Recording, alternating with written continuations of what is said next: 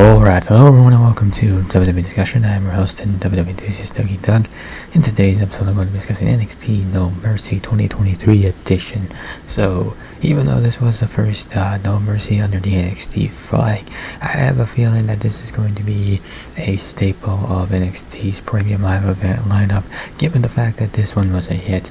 So this was a special show promised by NXT, every title on the line and top names across the brand would be in action.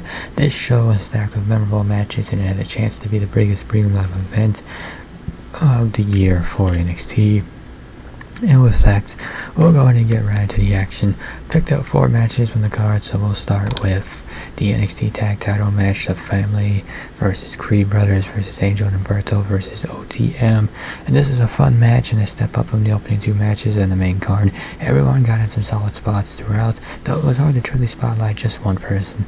Prince and Brock O'Neill were protected in this one, and given their limited experience, they hit their moveset pretty much. The Creed Brothers showed out and showed why that Family versus Creed is probably what's coming next for the tag team division, and that would be for the best.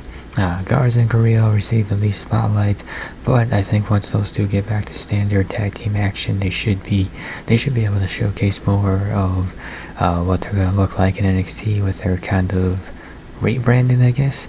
The Family ultimately, though, had to retain here. And D'Angelo and Stacks are due for a long and exciting run, provided that Dawn is healthy. His knees did buckle. I don't know if that's a shoot injury or not, but hopefully all is good with him. And again, Stacks and D'Angelo can have that long and exciting run. Heritage Cup, Noam Dar versus Butch, and this match went all the way to the 6th round where Gallus would get involved. Joe Coffey hit Butch with all the best for the bells.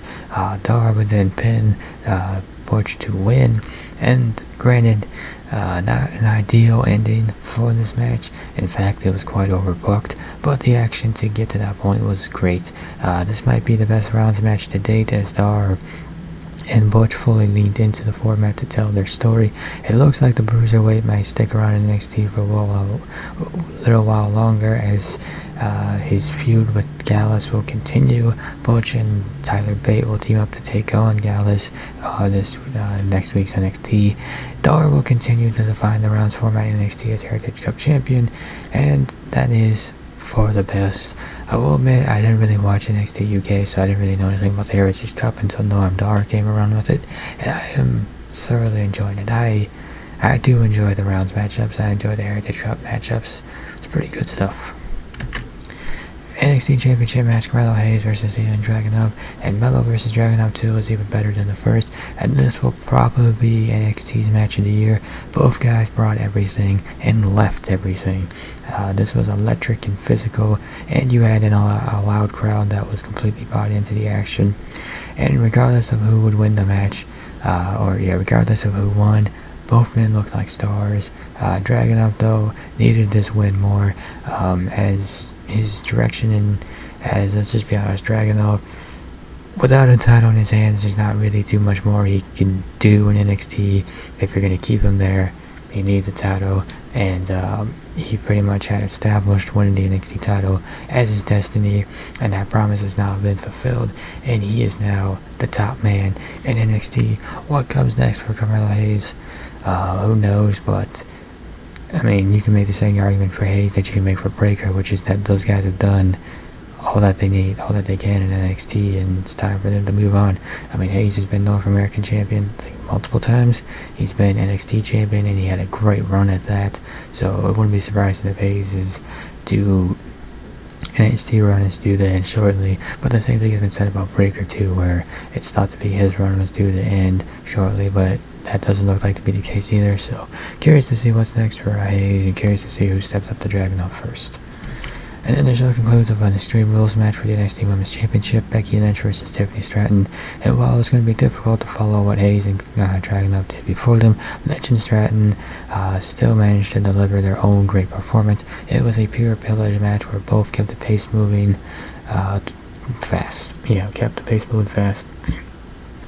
Ultimately, it's too soon for Stratton to regain the NXT Women's Championship, but she proved a point in this match. She hung with the man and further earned the respect of the man by kicking out of her finishing move, the Manhandle Slam. The women's division continues to heat up in NXT, and giving the division the main event at a premium live event shows NXT's dedication to that division. The goal for Lynch as champion is to elevate the champion, and she has been doing that so far. So yeah, nice little, great match here between those two.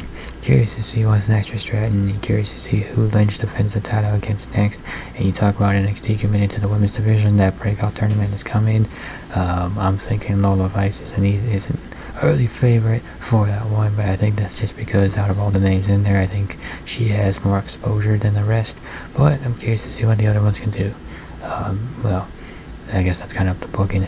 If they're booked to be competitive, if they're booked and allowed to be booked in a manner that allows them to be competitive, the breakout tournament could be something special.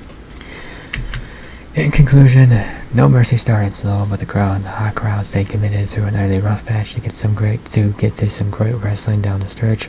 This show truly reached the premium live event standard with the Heritage Cup match, and the final two matches were some of the best of the year for the Gold Brand. Hayes versus Dragunov will not only be an NXT match of the year conversation, but probably will be WWE match of the year conversation, as both men fought with main roster poise in front of a crowd that was all in on the action. Lynch vs. Stratton was a wild Extreme Rules brawl that delivered on its promise to elevate the center of the universe. The man continues to add to her legacy with their NXT Women's Title reign. While the finish of Dar vs. Butch was a miss, the first 16 minutes were pure technical action showcasing what made NXT UK special before it folded. The future of NXT continues to shine bright. Even the Trick Williams match with Dominic Mysterio was decent. The moment was special where Trick won the title. Trick has finally, with that title victory, stepped out of Metal Shell, and the story from that will be special. NXT delivered in the bright lights. No Mercy was a hit, and a show to watch if you missed it. And with that will conclude this episode of WWE Discussion. If you enjoyed this episode, be sure to hit that like button down below.